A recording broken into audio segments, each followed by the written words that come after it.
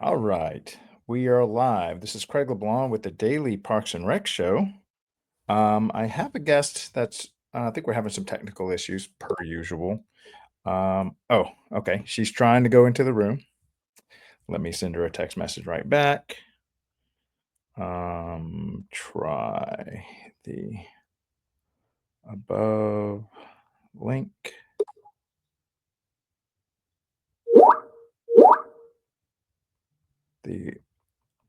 The other one is not working.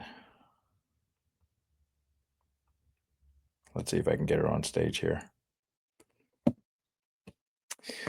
Special guest, Jamie Sabbach. If you haven't heard of her, well, you're about to. She has got an awesome message, so I can't wait to pull her up on stage. Patience as we wait. I'll tell you a little bit about some stuff we've got going on. Let's see later in this week.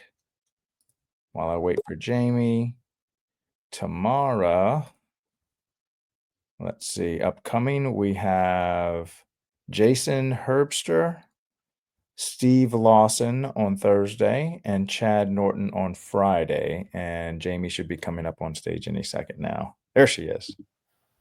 Okay. Sorry about that confusion. How are you doing? Doing well. How are you? Good. I went ahead and went live. I didn't know if we were going to have, I've been having technical issues lately. This week has just been starting off with a bang. Yeah, well, that happens. Yeah, it's crazy. Let's see. Hold on. I might have to get my. All right. Okay. Is that all right? Can you hear me okay? I can hear you. You can hear me all right? Perfect. Yep. Good. It was not going through my headset for some reason. Okay, so I did want to introduce everybody to Jamie. She probably needs no introduction, but because she came very highly recommended by a lot of people.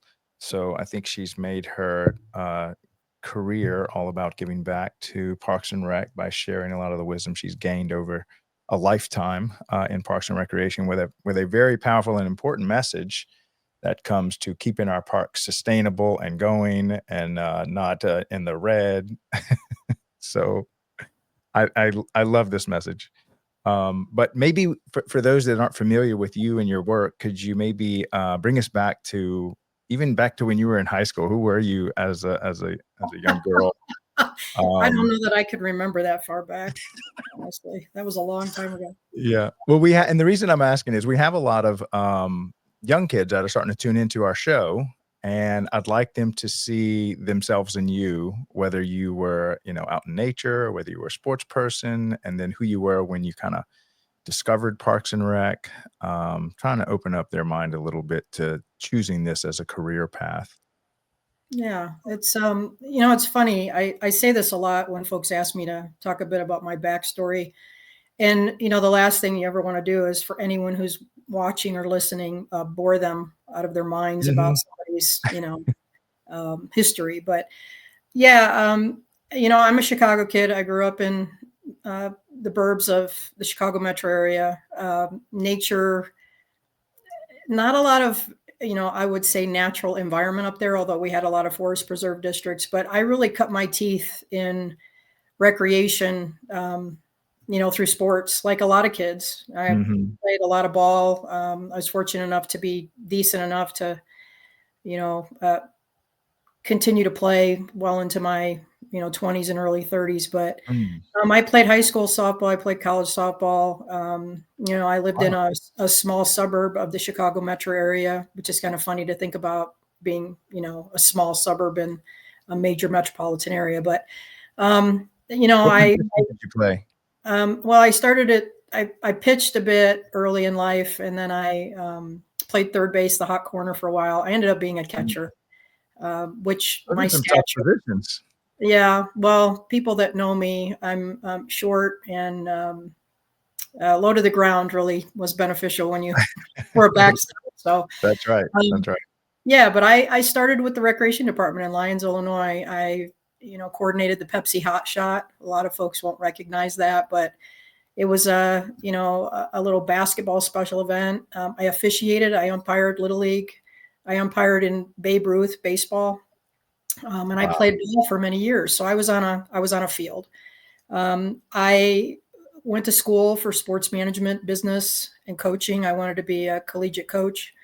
My two best friends were leisure studies majors, aka Parks and Recreation, and I made fun of them all the time. Like, what are you going to do when you get out of school? Oh, it came back around. Oh, totally, totally. And so it was a discovery profession for me. It really wasn't Mhm, a discovery major in college. It was something that I was fortunate enough to fall into after I mhm. graduated. I was a sports program coordinator in Champaign, Illinois for a park district, and one thing led to another, and I fell in love with the profession. Yeah. And so that's more of a, rec background, sports background, but you had not, I guess you discovered the park side of it in detail after you came into the industry, correct? Oh, yeah.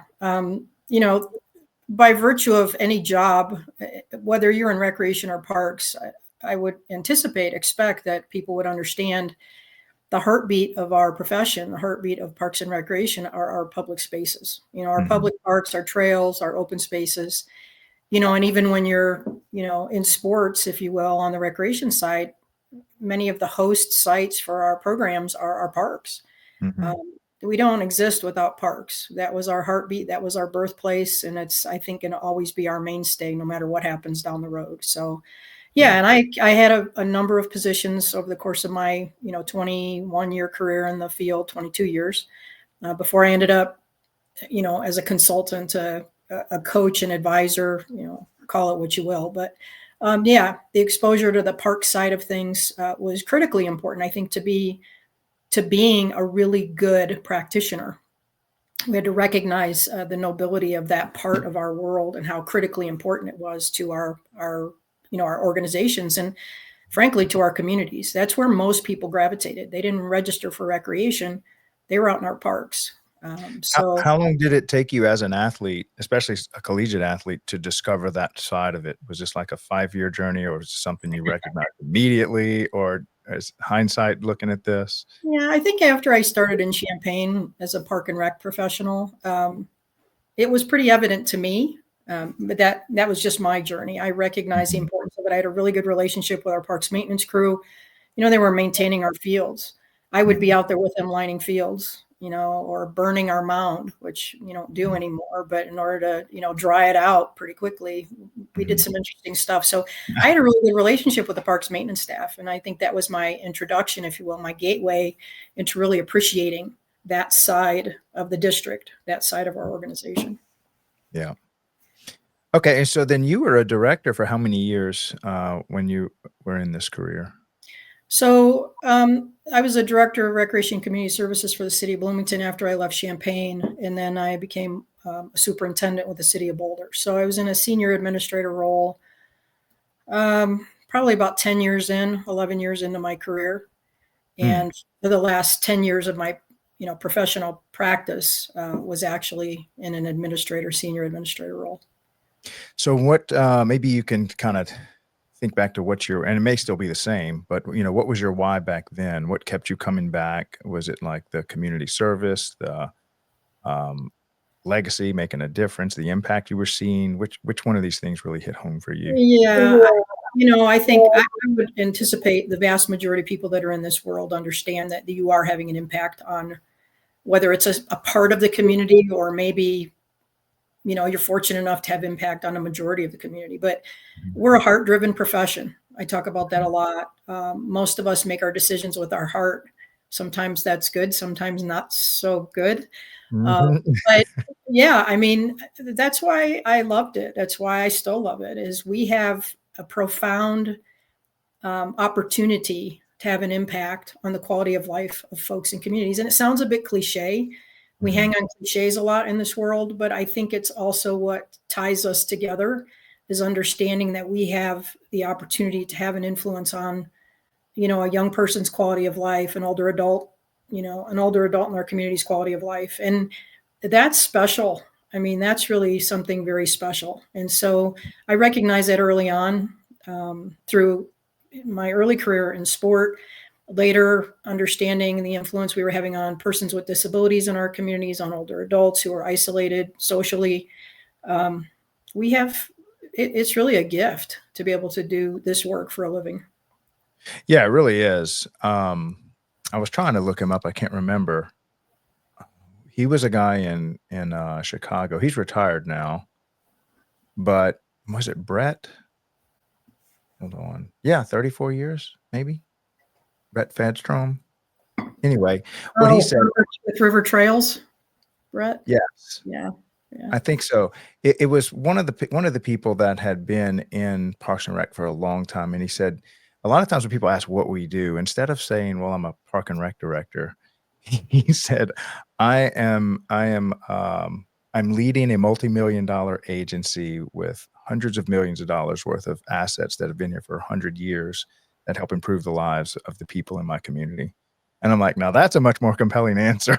Mhm. And because the responsibility that's on your shoulders of many times you're inheriting a 100-year-old park system, that the community literally goes from cradle to grave, meaning you're literally taking care of the graveyard these people sit in.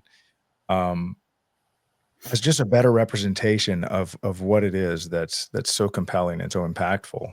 Um, I wish, and I said we need to work on that messaging a little bit better when describing what it is that y'all do because y'all are really underselling selling yourselves, in my opinion. Mhm. The impact that y'all are having. So I'm really glad I get to have you on the show to kind of, I don't know, maybe add a little more color to the picture of what it means to be in Parks and Rec and to work as a director, what it means to you.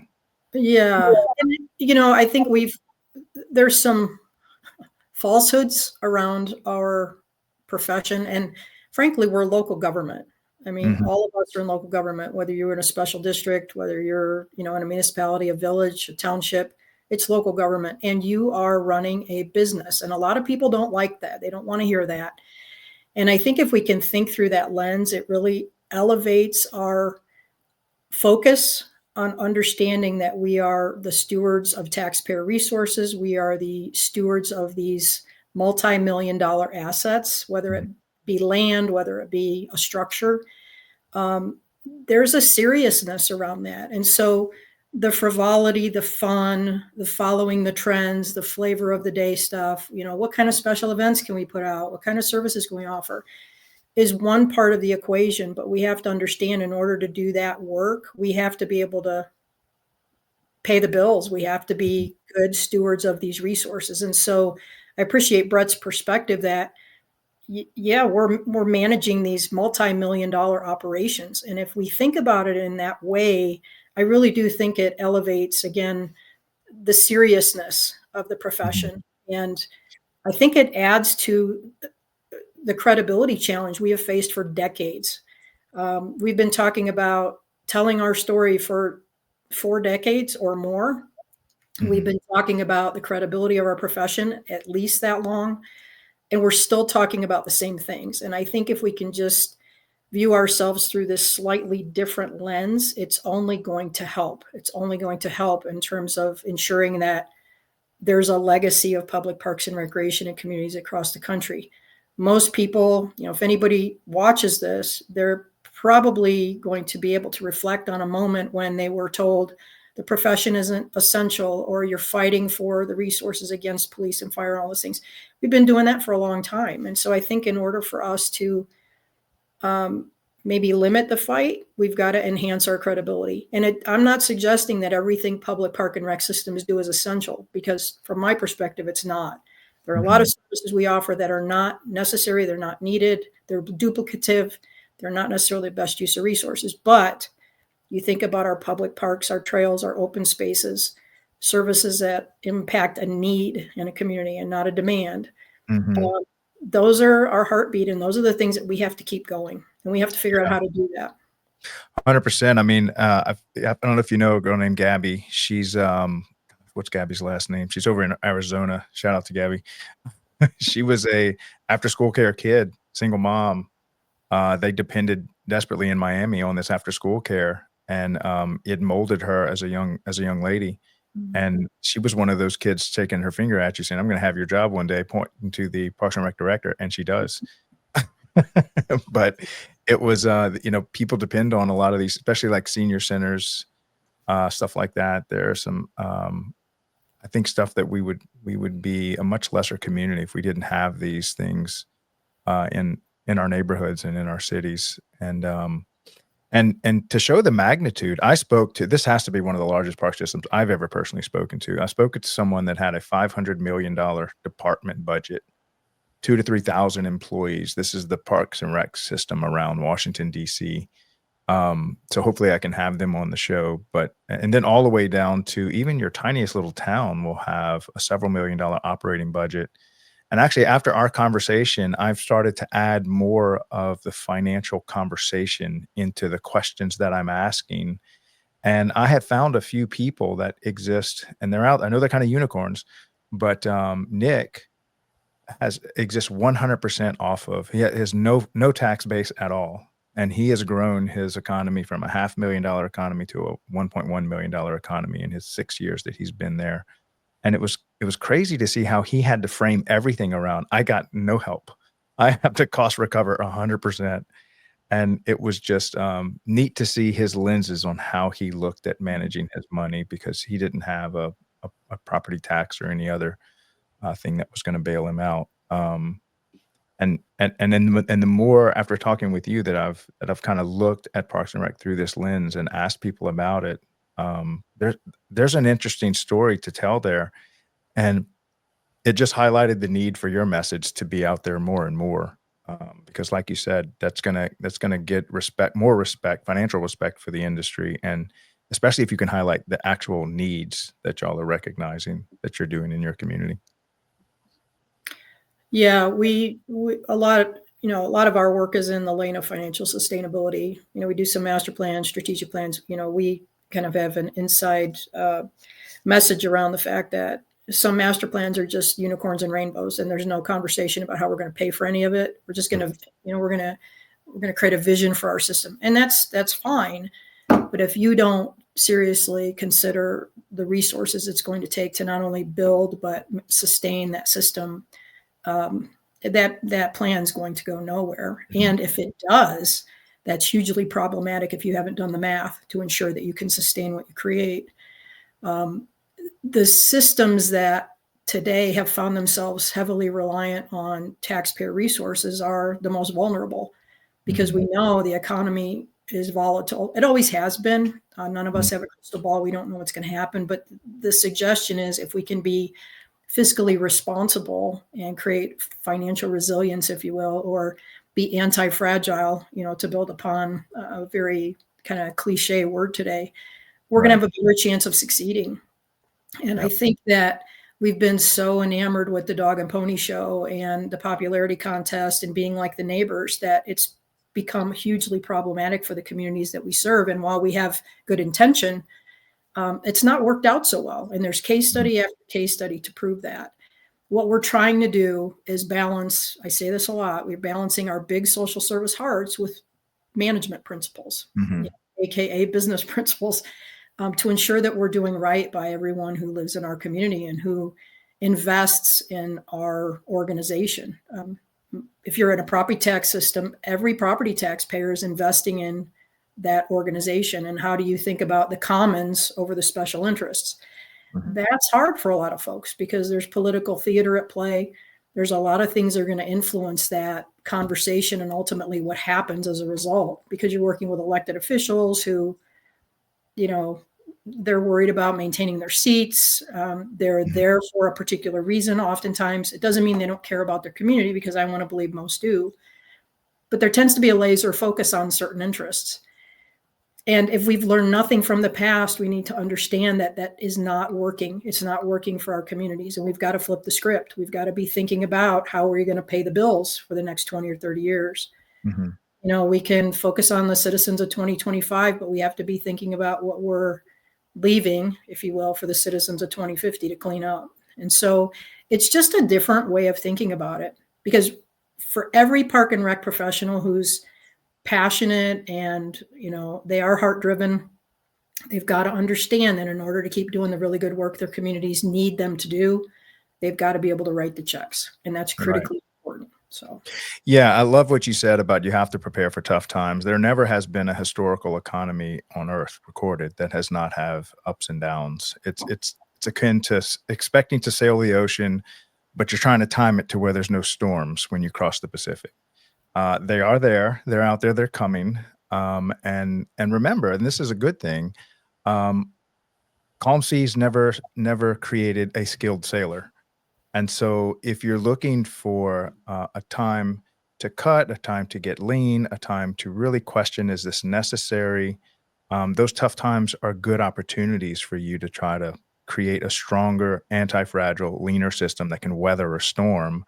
And so, just me having my business background, I took these as opportunities to start questioning line by line what's necessary. Because if we have to cut, do we want to cut something that is like an after school program or maybe something that's a little more frivolous? But if we don't run those exercises and if we don't anticipate them, maybe you can speak to how some of these departments are handed to a new director loaded with tons of deferred maintenance. And that's kind of a sad side that we don't want to talk about. But I've spoken to directors who have been brought on for turnaround purposes, that their department was struggling and in chaos and not able to fund itself. And so they had to let someone go and bring someone in that could wrestle this to the ground.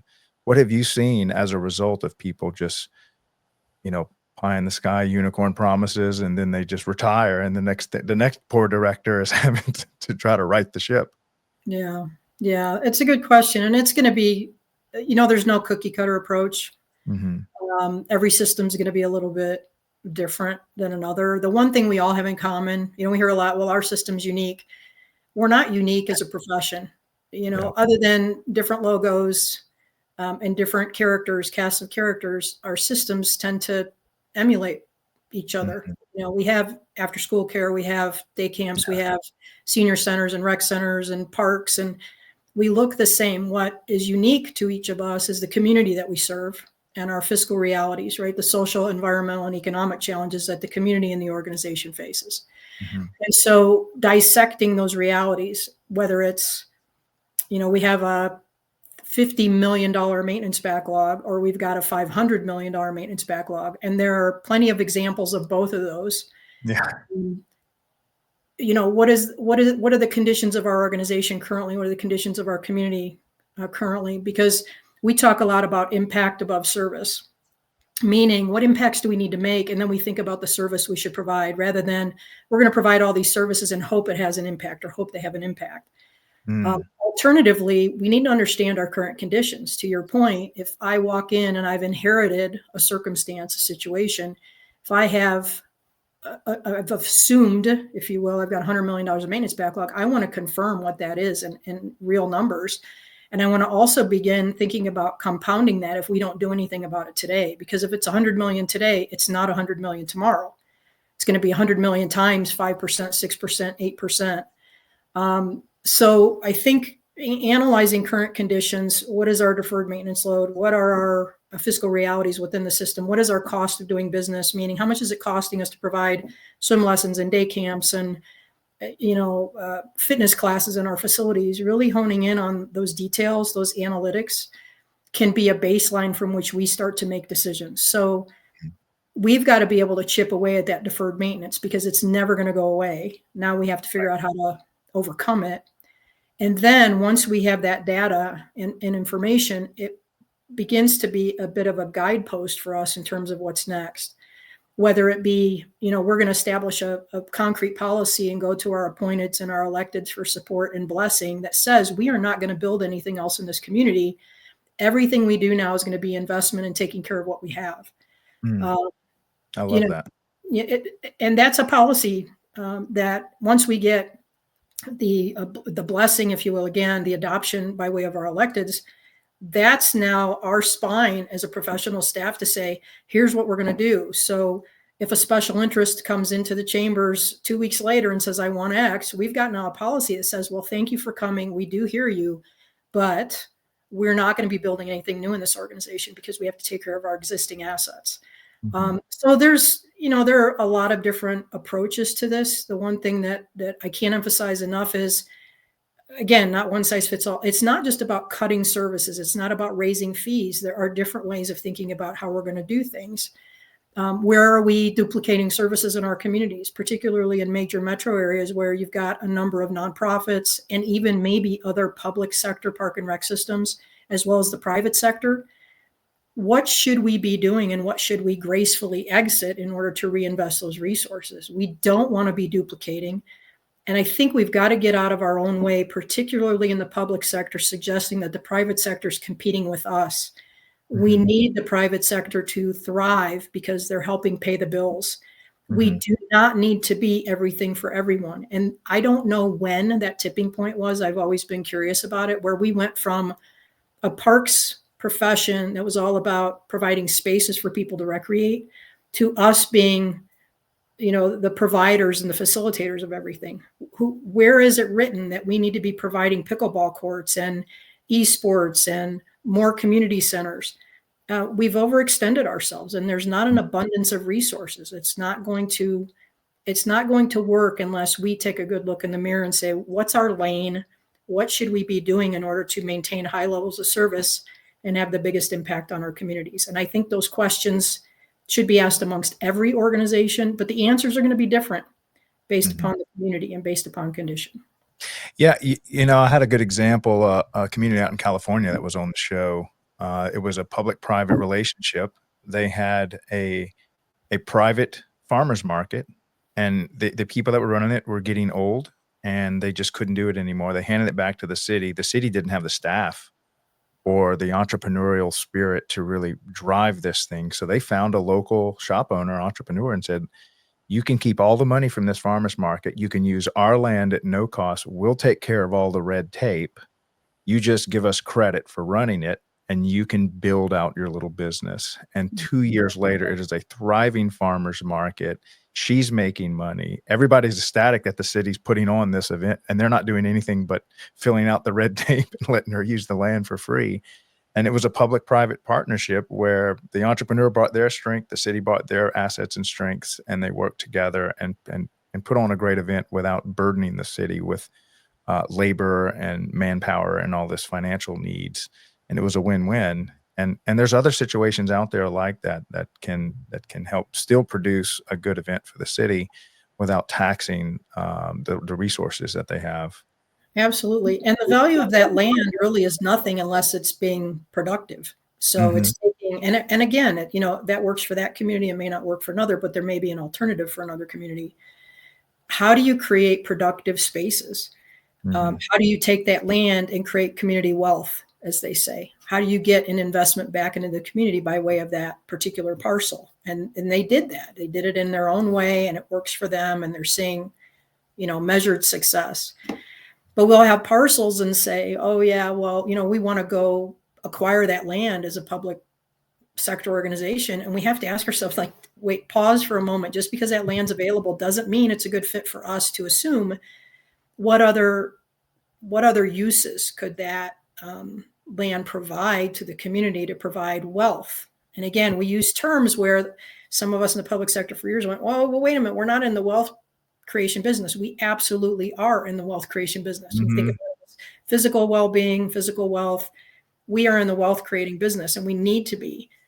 How many systems have these tiny little neighborhood parks that are of no value other than to the 5 or 6 homes around it? Is there a different way to use that space? Because those are high investment parcels for a public park and rec system to maintain and own. With the housing market being the way it is today, with all the other needs our communities have, is there a different way to think? If we're to actually add homes to certain parcels, we're creating wealth for the community by way of tax investment, by the way of housing folks, employing folks. It's just thinking differently, and it's unconventional. It's not as common and traditional as we have thought in the past, and that sometimes makes people a little uncomfortable. But I think if we can just be a little bit more critical in our thought, we could reap incredible rewards. But it's just getting us out of our comfort zone, kind of breaking the walls down. Yeah, I'm so glad we're having this conversation. I'm not sure if my background was I did 2 years of a podcast in Bitcoin, And I could say the number one problem with people of why they don't understand Bitcoin has nothing to do with Bitcoin and everything to do with their lack of financial literacy. And they're just not comfortable with the terminology of finance, of money, of wealth creation, and they steer away from it. And they haven't even read one single, like there's a simple book that a high schooler could read called The Richest Man in Babylon. And all it does, it's like a story about how to generate and build wealth, but it teaches you, it gives you a working knowledge of how to do that. And now that I've got a lot of Parks and Rec people asking me about how to get in Bitcoin, I see the same thing. It's like it has nothing to do with Bitcoin and everything to do with, of all the subjects we have all skipped in life, finance and just the language of money and wealth preservation. And even if you want to, I'm fine with saying we're not in wealth kind of stuff, but you have to at least admit you're in wealth preservation.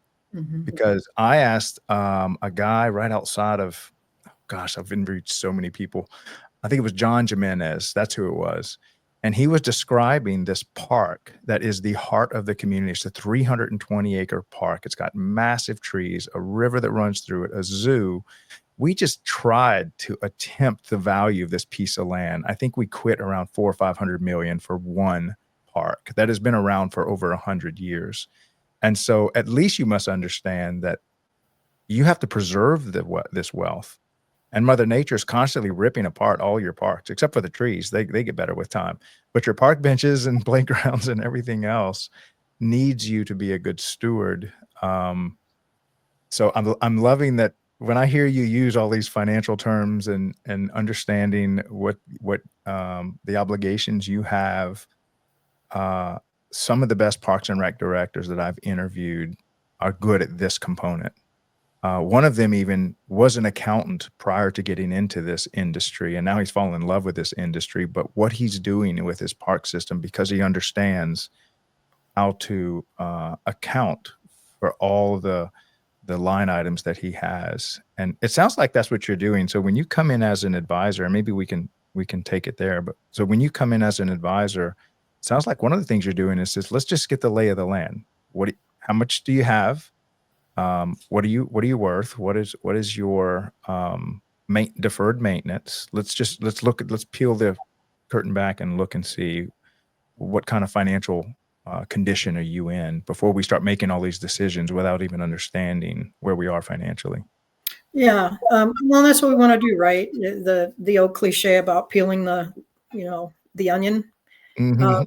If we're, two different circumstances, if a system wants to look at its financial condition and realities and create a strategy, first thing we do is cost of service, right? Mhm. Let's collect your revenues. Let's collect all of your expenditures, which is a slightly different approach to how, again, conventionally our profession has approached things, this industry of public parks and recreation, rather. How so is it so how is it different from how you said traditionally? So I'm going to suggest over my career, so I started a long time ago, let's say 30 plus years, a lot of systems only accounted for their indirect costs. So when you would say you're at 68, 70, 75% cost recovery, you're not, because you're not accounting for your indirect, your facility expenses, your administrative expenses. You're probably more at 20, 25%, maybe 30% if you're lucky. We're seeing the tide shift a bit in systems wanting to understand total cost. There was this default of, well, the administrator doesn't count. The facility, we pay for that out of the general fund. Well, of course you do, Mhm. but that money has to be accounted for. Mhm. So we're seeing, again, a bit of a tide shift because people do want to understand, by and large, how much is it costing us to provide, again, a swim lesson, a day camp, that shelter rental, whatever it might be. So we're looking at revenues and all expenditures, all the way up to an executive director's salary and benefits. If a system feels more ambitious and they're a municipality and not a special district, then they're going to look at maybe their city manager's office, maybe IT, maybe those other things. And there's a level of complexity to that, as you can imagine, when you start figuring out, what are we going to take out of IT that we're going to attribute to Parks and Recreation? It becomes quite the exercise.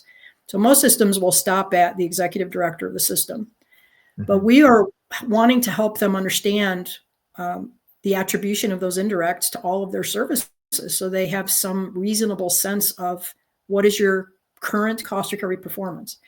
And I think the thing that really helps people embrace this is, wow, I can actually see how much taxpayer subsidy is being directed to that senior lunch participant or Mhm.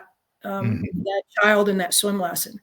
It's no longer just a question of percentages. It's you're subsidizing that user $52.21 per visit of taxpayer resources. It Mhm. flips a switch, I think, with folks to go, oh, wow, I never thought about it like that. So that becomes kind of we call that the spine of financial sustainability. And at least for our work, everything we do is grounded in education. We start with workshops and work sessions. What is this work? Why is it important to the field? How is this going to work and look for you as part of X district, as part of this department? And then Yeah. we get into strategy development around things like beneficiary of service, who's benefiting, therefore who should pay and how that works. And then, it's connecting the dots between their cost of doing business and goal setting so that it's not arbitrary. We Mhm. want it to be thoughtful and intelligent so it's defensible. But one thing that's always a reminder to everyone is you have to start somewhere. You are going to make assumptions. If you've ever crunched numbers, whether you've been an Oh, yeah. accountant, you've been a finance director, there are going to be assumptions made, but we don't want that to be an inhibitor. Just start somewhere. Mhm. And, a lot of the stuff we teach, we're trying to help systems self direct this work if they feel they have the bandwidth and the competencies to do it. There's Mhm. 10,000 plus park and rec systems across the US. No consulting firm is ever going to be able to serve all those organizations, but can we all help each other be a little bit more self reliant so that we can self direct these kinds of conversations and exercises? Yeah. If we get to a place where we've got a system that is thirsty for a conditions assessment and they want to understand, the condition of their assets and understand if they have deferred maintenance, which frankly most do, if not arguably all. Mhm.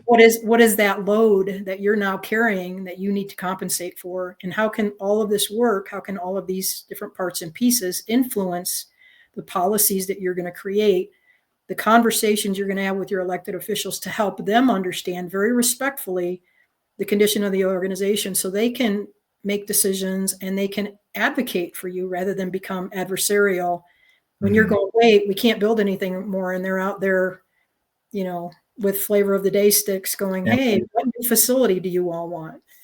Yeah, Um, I'd like to pause on that moment on that statement for a minute. If you are the representative of the Parks and Rec, let's say you're the director, and how many times have I heard on just this show, we need to be better at representing the value we provide. Cost, if you ask anybody, well, what is that worth? The next question should be, well, what did it cost? And so if you don't have a grip on what things are costing you, whether it's costing you directly or it's some land that was given a long time ago, it still is part of the cost. At that point, when you understand what the cost of something is, now you can start wrapping your mind around the value. If the if the cost is opaque or if it's just unknown by you, then the value you're telling the seniors about what their senior center value is not going to be accurate. You might say, well, the food costs $7 a meal, but you have a free building, free land, free leadership. Those should all be rolled into the true value. Now, whether you charge the senior, that's a different story for that amount, but at least you should be able to represent actually the cost is with this building, with free leadership, with free IT from the city. Um, the actual cost of this meal might be $52. And so then you're a better advocate for your park system. If you understand the cost, then you can better pitch the value that's being given to this community. Um, anyway, and then also if you're in front of elected officials, it's good to have these numbers. And I find that the best directors, at least I've had on the show, know their numbers. When I say they know their numbers very well, and they're able to just rattle them off, it's not something they're looking up, because they're always asking these elected officials to participate in anything Parks and Rec. And right at the forefront, they're having these value conversations that they're bringing to the community. So they feel good about what they're doing. Um, and not, like you said, not be adversarial to them, but more be an advocate of Parks and Rec. Yeah, I mean, I agree with everything you said. It's it, having that data and information, right? We make decisions based on three methods, right? Analytical, based upon our intuition and our experience. And I think there's an anxiety around the data in our Mhm. world. Again, heart-driven profession. Most people that I work with do not like spreadsheets. They don't want to look Mhm. at data, but they want to understand what it means. I say often the data is only as good as the analysis is only as good as the story that we tell with it. Mhm. Um, there's one of my favorites. It's a bar graph of the fiscal reality in Milwaukee County, Wisconsin. And the storyline is the financial future is ominous. If that doesn't tell you a story, I don't know what does. So you've got a bunch of data that's now been translated to an analytic, which is a bar graph, but we've got a headline that says, this is what this means. It's not good. It's not pretty. And organizations, I think, that can tell the story by way of the data and information. We're charging you $1, but it's actually costing the taxpayers $51.75 is a Mhm. compelling story. And no counselor, no elected wants to sit at a dais in a televised meeting and hear that they're subsidizing anyone $51.75. It's going to change their response and reaction. So that data is critically important, but it is not the only thing that we need to do good work. Mhm. Um, you know, Understanding subsidies, absolutely. To go back to your question or thought rather about value, the marginal utility, right? The utility of a service. It's interesting how we are enamored as a profession. I hear this all the time. We need to keep things affordable. I'm like, for who? And what does that mean? When we Mhm. have people in many communities who can afford to pay, why would we subsidize them? If they can pay, then we need to ensure that we're not using precious fiscal resources out of our general fund to subsidize people who do not need assistance on the Mhm. backs of those who might. So I just find it interesting. We are so thirsty for more credibility, yet we devalue the very services that we believe to be essential in our communities. But we'll pay $1,000 for a smartphone. We'll pay $200 for a pair of tennis shoes. We'll pay $7 for a special drink at Starbucks. But Mhm. we don't want to charge an appropriate rate, if you will, a market rate for park and recreation services that are, you know, incredibly valuable and Yep. incredible assets and incredibly important to our quality of life. Yeah, just remember this, every person that just got a $52 discount on their pickleball entrance fee is wearing about $700 worth of Lululemon on their way here, Yep. um, and Yep. they found a way to afford that.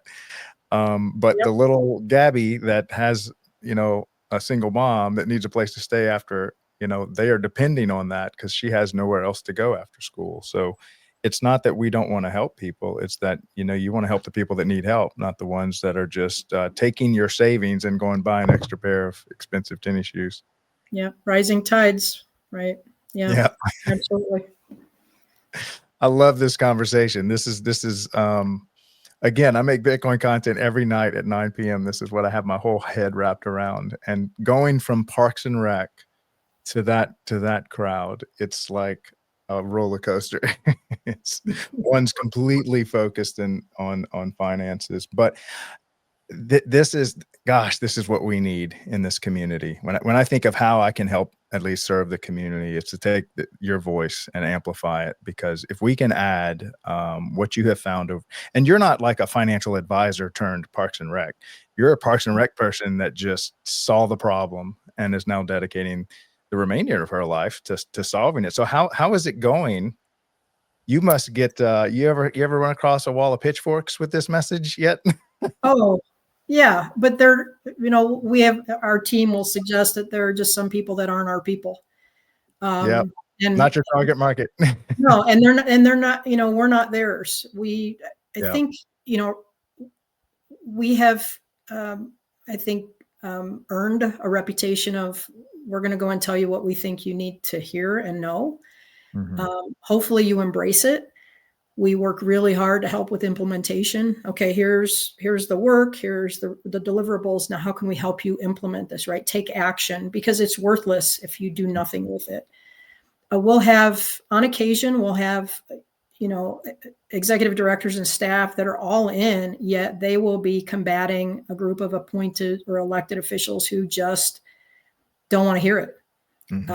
They just don't want to hear it. And so we'll work with those executives and those staff members to maneuver around the political theater, and get to where they need to be. Most of the people in their field, while this is hard, this is the hard stuff. We're not out there talking about trends and all the fun things you can do. No, we're saying, how can you be better stewards of resources? Yeah. How can you think differently? How can you get away from that whole idea of getting more of what may not exist, particularly today, and think more about how do we best use what we have? And so we've worked with a lot of systems. We're doing well. And we work with organizations that really want to help themselves, and they want to learn, and they want to strive, and they want to set up legacies for their communities as it relates to park and recreation services. We work with a lot of systems that were growing, enamored with growth 2 decades ago, and it's caught up to them. And we're watching, unfortunately, a lot of systems today in some areas of the country that are so excited about their growth, and they're building like crazy. And we're all going, let's see what this looks like in 20 years, because you need more than the money to construct. You got to be able to operate and maintain this thing. And what's the condition of the rest of your assets? So our message is different. Our pillars are adaptive leadership, not conventional traditional management, but how are you going to maneuver and adapt to changing environmental, economic, and social conditions? How are you going to be ethical in your decision making? And how are you going to create financially sustainable systems? Those are our pillars as a group.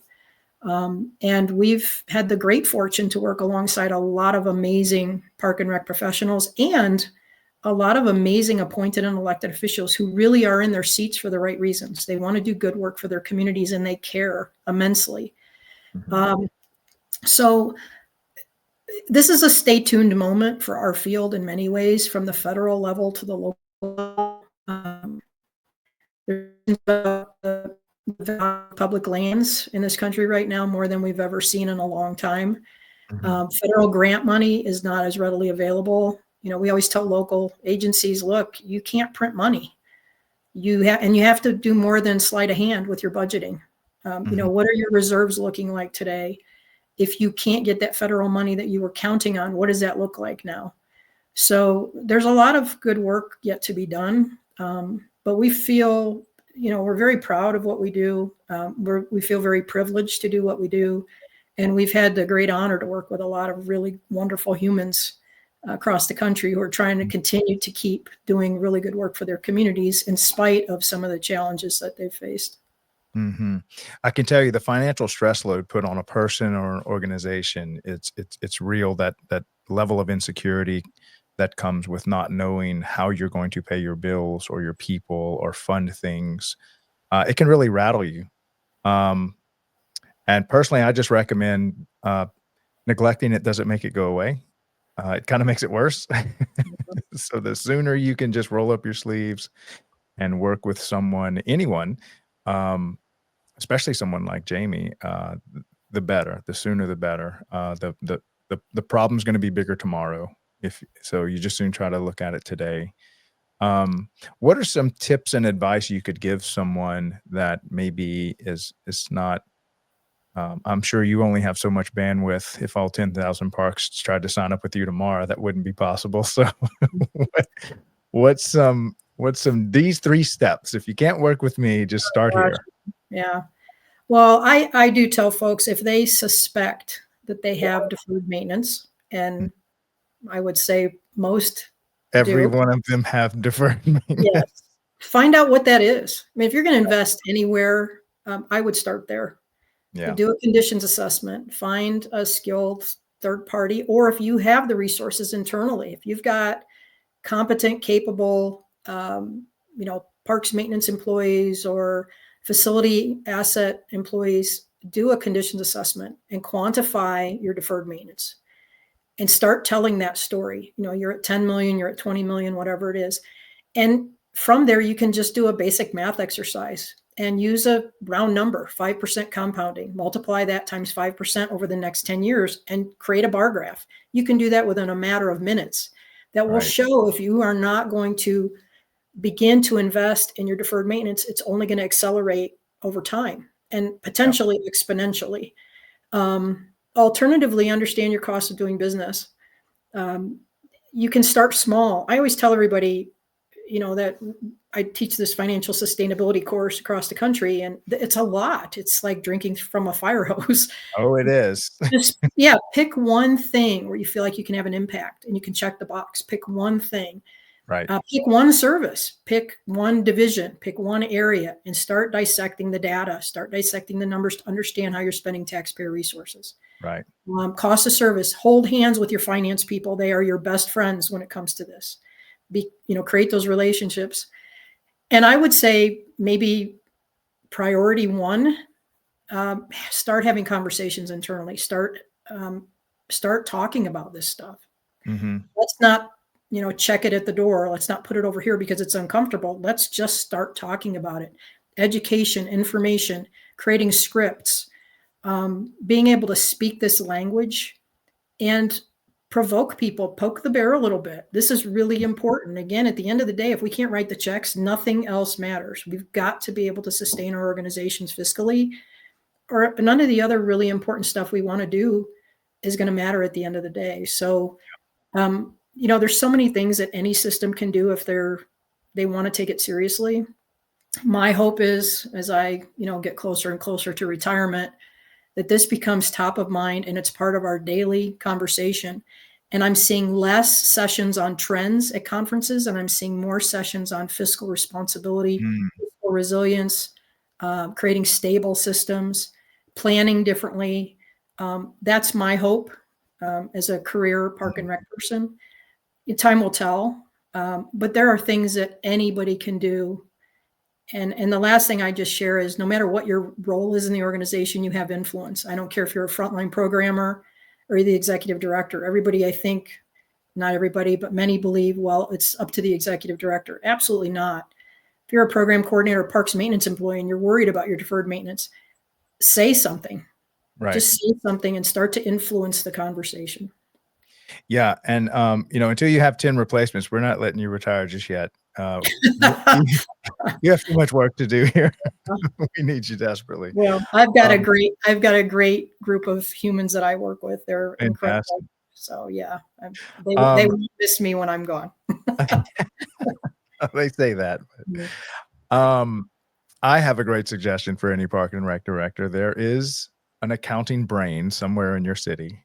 Go take them to coffee and just say, help me understand your world. Can you look at my world and help me understand this spreadsheet? Just being an entrepreneur my entire life, I dream in spreadsheets.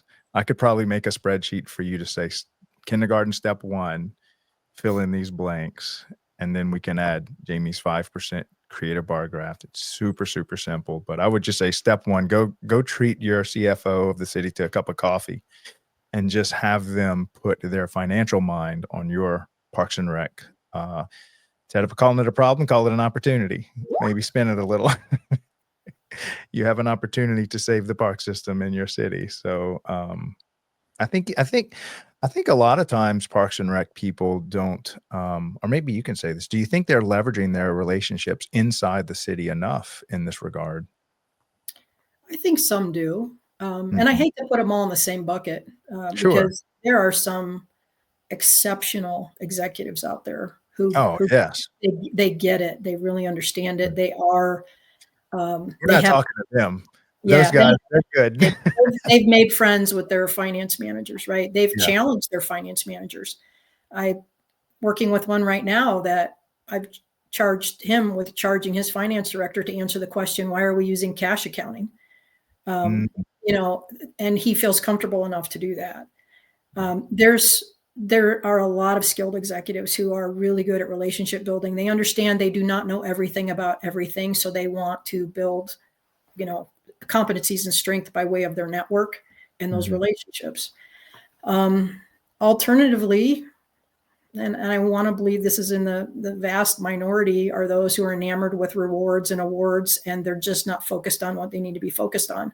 Mm. They want to be bigger and better, and we want to have the biggest this, and we want to construct the next, shiny thing, and they are not paying attention to what they need to be paying attention to, and their legacy is going to speak for itself when their career is over.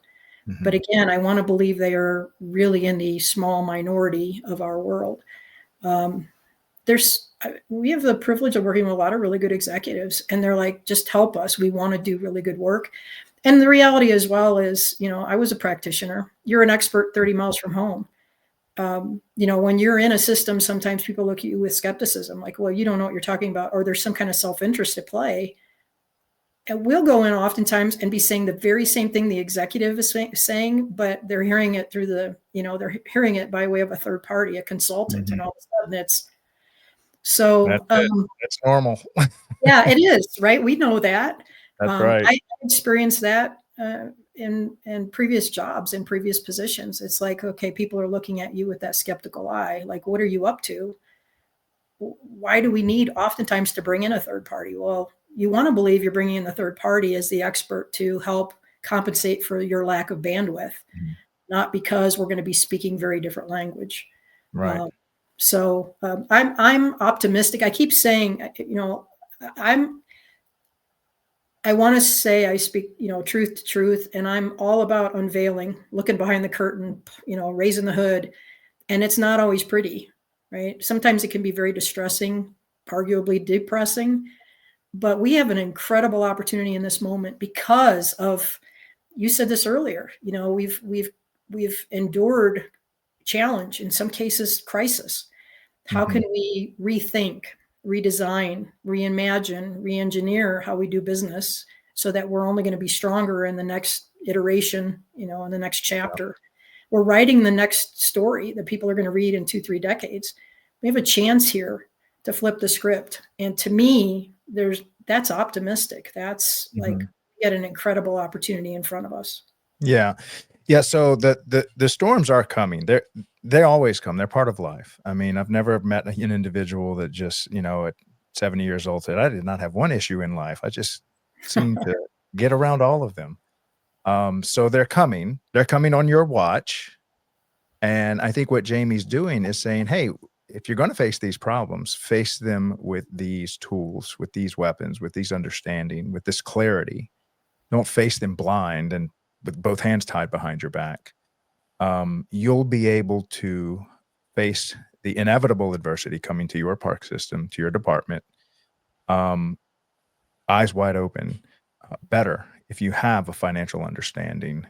And to those that are pushing growth, I'll tell you a little story about what I learned about growth in 30 years of being a private entrepreneur. Um, who are you going to put on this growth project? Your veterans or the new guy you have to hire because you need more people? Neither is good because the veterans know how to maintain everything you have. So are you gonna put the new guy maintaining the maybe cash cow, that you have? And you're gonna put these veterans on this new project? Either way, you're in a conundrum, and I always face this in business. It's nice to grow, but which sales rep, which service tech do I put on this new project? Do I take him away from, you know, the the stable client that we have and give them to the new client, and then the service goes down. And so anytime you do growth, it takes a very skilled leader to manage growth. And so for those of you that are all excited about the new project, the new sports complex, I'm like, it takes a very skilled leader to manage onboarding new people, new bandwidth, new finances. And it's not that it's not possible. I mean, you probably know people that are doing a good job at this, but it's just it's hard.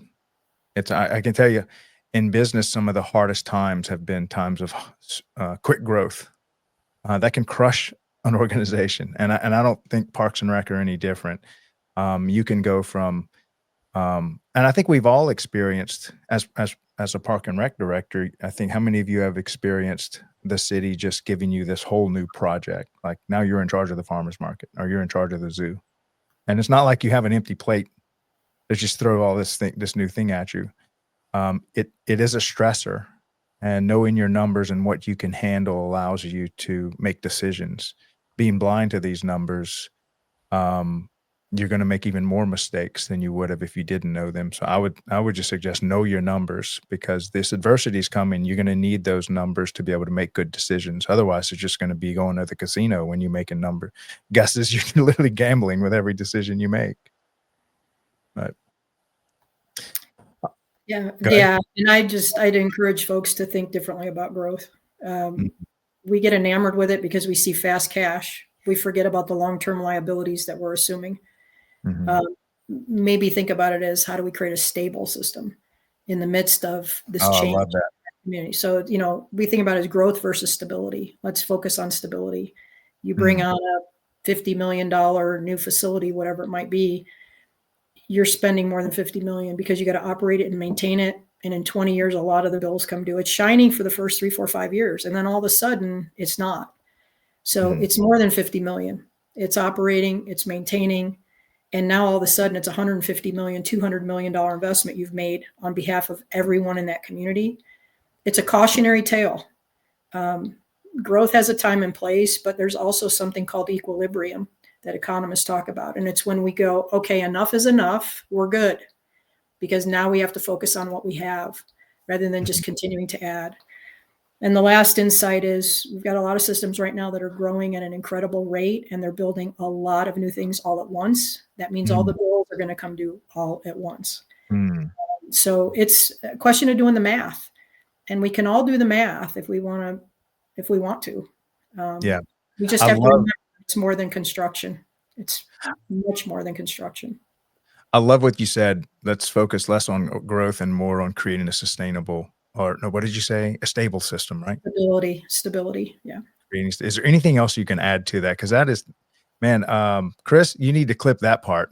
Maybe clip what you're about to say and make a short out of it, because Yeah. focus on creating a stable system, not growth. Anything else you can add to that?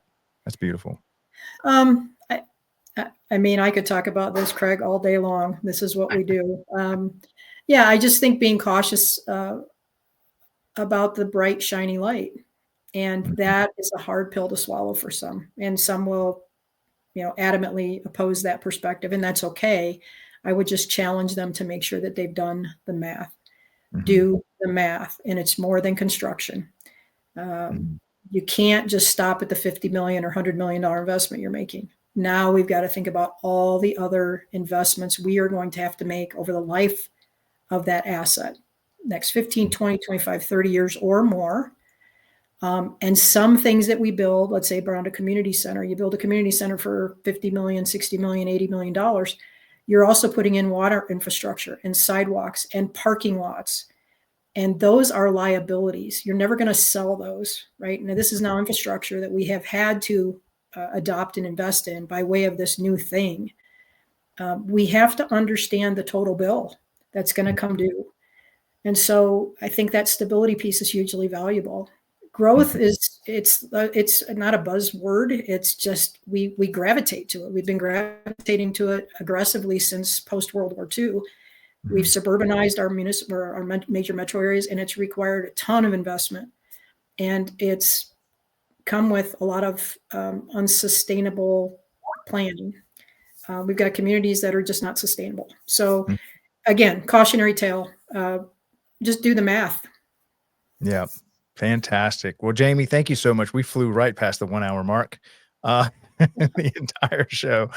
Um, Anytime you wanna come on this show and say this message, we are here every day, 12 noon Eastern, Monday through Friday. You have a desperately needed message, not just for Parks and Rec, by the way. All leaders need to hear your message. I think you have a very universal message, and I'm so glad you're doing this work. It's anything I can do to help out with it, please, come and share, what you have, because it's so good to hear this. It's so good to hear this, because I love my park systems. I live next to one. I walk in one every single day. I was practically raised and run. My first and only job was cutting grass for a ball field, and it was sometimes I wish I would have just stuck with that career. It was such a simple life. I loved it. But thank you so much, and thank you to everybody who suggested I get Jamie on this show. We definitely have to have you back whenever you feel like it. No, So Craig, thanks appreciate for it. the invitation. I appreciate it. Yeah. Well, thank you for your time, and keep up the good work. You're not allowed to ever retire. We need you. Keep going. All right. Thanks, Craig. Yep. Thank you. Bye bye. Wow, what a great message that was. I need to bring her on my Bitcoin show because it's such a powerful message to anyone that doesn't understand what their bills are and what kind of money they're bringing in. You can really, and I got this from an entrepreneur mentor of mine. He said, whenever you feel uncomfortable or in trouble, think about how would you run this if this was a lemonade stand. Just make it as simple as possible and then build from there. Take the simple steps first and then build from there. Understand what your bills are, what your expenses are, what your costs are, what your future expenses might be, especially when it comes to deferred maintenance and park systems is going to be huge. You might think you have a budget and then all of a sudden, bam, you get slammed with some type of plumbing issue at the swimming pool that just takes out 100K of the budget and you never saw it coming. But some of this stuff you can't say no to. So you just don't want to be caught off guard by this. I love the entire language of Jamie's interview here. More of that language, more financial understanding. Don't be afraid of spreadsheets. They really are nice for those of us that love spreadsheets and think in them. Um, Get with me. I will help make you a spreadsheet. I do this for friends all the time. It seems like every time somebody has something they want to organize, they have me make them a spreadsheet. There's probably a spreadsheet master in your city right now. Maybe look in the financial department. Use these resources. You have them, and you don't have to know everything. Most of you got into Parks and Recreation because, like Jamie said, this is an industry that leads and loves with its heart. It's a lot of give back community. A lot of people's why is tied to the impact they have on people's lives. But like every captain of a ship, you do have to know all the things about what threatens the ship, how to navigate stormy seas, how to trim the sails, how to work with your crew, how to feed your crew, how to make sure the ship doesn't sink. And as Parks and Rec leaders, y'all have decided to say, I will handle all these issues, even the ones I don't want to handle. And I can't tell you how many Parks and Rec directors I've said that have told me, I I came in here to make a difference in these little kids' life, especially like the baseball kids, because that's what I was, a baseball kid. But now it helps me to see that the leadership I'm providing for my community is allowing all of this to take place under my watch, and they feel a certain sense of fulfillment. So look at it that way, that this is just the financial arm that you're going to need to govern your city and to lead your city and to lead your Parks and Rec department. And I would suggest if you can get somebody like Jamie on your team or in your ear or watch her content, do it. There's a great another first step. That's for free. Jamie has content that she's just given us here. She's given us an hour of her time to reflect on what she does and to tell you about what she does. That's a great start. It can literally be just the start can be an educational piece in your mind, putting your brain, your mind, your energy on the topic that Jamie is talking about is a great first step. Then you'll go to sleep with her in your mind and you'll wake up looking at your problems differently. And then as you do it again and consume more of her content, and you'll become better and better at this part of your job. It's like anything else. The more you have experience around a given subject, the better you get. And just know that you're not going to walk up to a piano and play Beethoven on the first time. You got to start with scales, start simple, and then just take the baby steps. But it can be done. I promise you. I have met enough Parks and Rec directors and interviewed them here on this show that there are those that have made great progress in in exactly what Jamie's talking about. It's doable. Um, just take courage and if you can get somebody like Jamie on your team. But thank you, Jamie, so much for coming on the show. Again, this is Craig LeBlanc, the doorman which is great. Now my title might be starting to make sense. I like to say that I open the door so that you can meet people like Jamie. That I really am an introductory guy. Like I like to introduce people, connect people. I've always been a connector in life, and so I was actually called this by people. So that's kind of where they get that little name from. But I'm here every day, 12 noon. My mission here is to tell the story of Parks and Rec, to expose you to people just like Jamie that can help you in in your um, in your park system. And if you know of anyone else like Jamie and you'd like to get them on the show because they have a powerful message. I'm very active on LinkedIn, so hit me up on LinkedIn. I'd love to get these kind of people to produce content on this show so that more people can hear her message. It's such a powerful message. And we will leave with, actually, I'm going to pick an intro about career. So if you would like to play this video for any high schooler, please do. If they are in your orientation for being a lifeguard or being a summer camp counselor or something, this is the time that they're deciding what do I want to do with my life? What kind of degree do I want to pursue? And most kids never even consider. It's like Parks and Recreation is not being chosen or not being chosen. They're just not even being considered. And so you have an opportunity with high schoolers, especially juniors, because that's when you start considering the colleges and the careers and the degrees that you're going to dedicate your life to.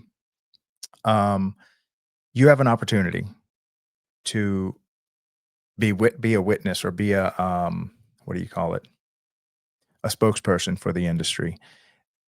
Most high school kids' first job is in Parks and Rec.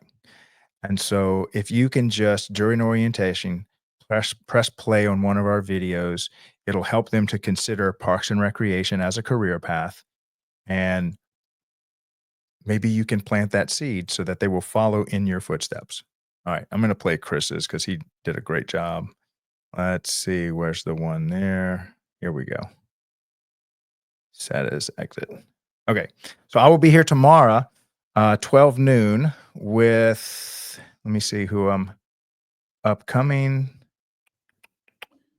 Oh, now you're going to make me stall on this. Here we go. Jason Herbster is coming on tomorrow with Crystal Lake Parks. So can't wait to have him on. And then we also have a great show on Thursday with Steve Lawson and Friday with Chad Norton. Stacked week. Thank you all so much for coming on the show. Also having a lot of great phone calls with people. So appreciate all the contribution everybody is making. I'm loving all the feedback that I'm getting from making this. And Jamie, again, thank you so much for the work you are doing. Thank you for coming on to the show. And guys, y'all have an awesome week. Love you guys. I will see y'all here again tomorrow. Bye. Your career, your community, your legacy. Welcome to the Daily Parks and Recreation Show. Today, we're diving into one of the most rewarding and impactful career paths out there, parks and recreation. Are you unsure about your career path? Don't worry, we've all been there. But here's a thought. What if you could build a career that combines your love for the outdoors, creativity, and community impact? Did you know colleges like Indiana University, NC State, and Texas A&M offer parks and recreation degree programs? These courses prepare you for exciting careers, from urban park design to event planning, and even environmental conservation. Careers in parks and recreation are as diverse as they are impactful.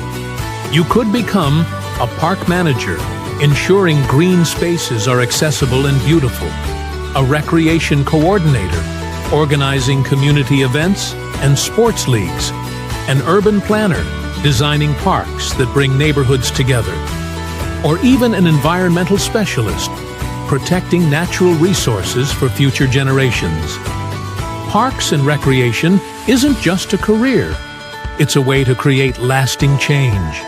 Whether it's through managing a local park or leading a conservation project, you're making a real difference. And here's the best part. Parks and Recreation is for everyone. Whether you love planning, designing, leading, or conserving, there's a role for you in this exciting field. Choosing Parks and Recreation means choosing a career full of purpose, passion, and possibilities. And you don't have to have all the answers right now. Just take that first step. Ready to get started? Explore programs at universities like Michigan State, Clemson, or the University of Utah. Discover the career that's waiting for you. Are you passionate about the outdoors? Curious about a career that makes a real impact? Or maybe you just love learning how parks and recreation bring communities together? Then it's time to subscribe and follow the Daily Parks and Rec Show.